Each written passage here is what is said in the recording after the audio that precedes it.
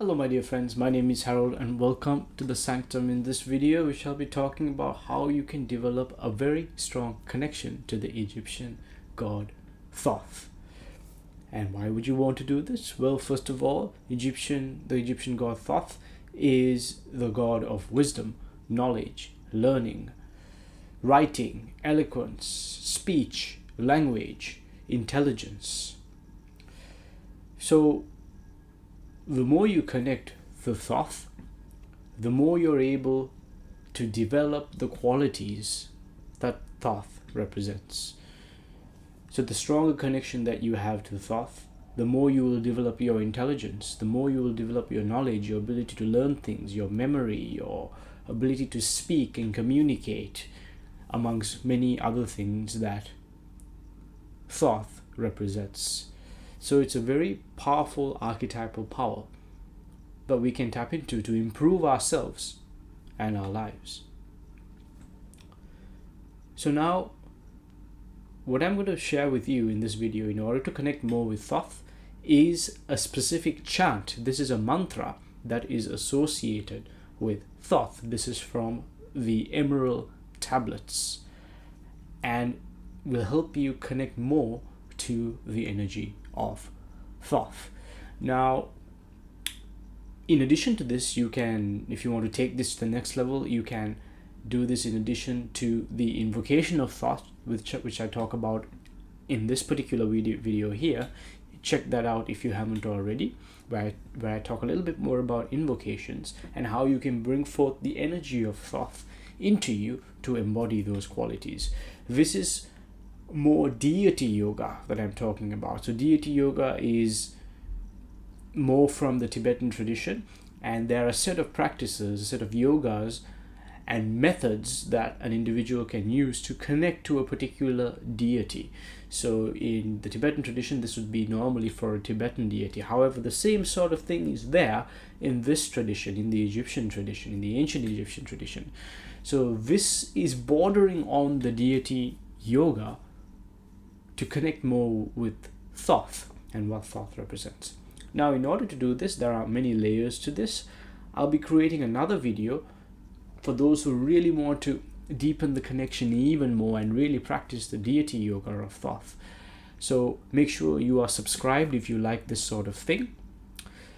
So in order to do this, what you need is you can either have a picture of Thoth, which you can get from Google or something like that, or you can get a little figurine or a statue of Thoth like I do right here. And you want to place this in front of you on a table or an altar. And now what you want to do is you want to light a little candle and offer it to Thoth. This is the element of fire. And you want to sit in front of Thoth and begin to chant this particular mantra. So this mantra or chant is Zin Uru. Z-I-N U-R-U, Zin Uru. And you want to chant it 108 times a day. If you can do more than that, that's even better. You want to do it in sets of 108. So 108 twice or 3 times or 4 times or even 10 times or beyond. The more you chant it, the stronger the connection becomes. You can use any kind of beaded necklace if you want to do this that has 108 beads, whether that's a Rudraksha, even though that's from a different tradition, or a convoloi, or any other set of prayer beads that has 108 beads, so that you can keep count of how many you are chanting.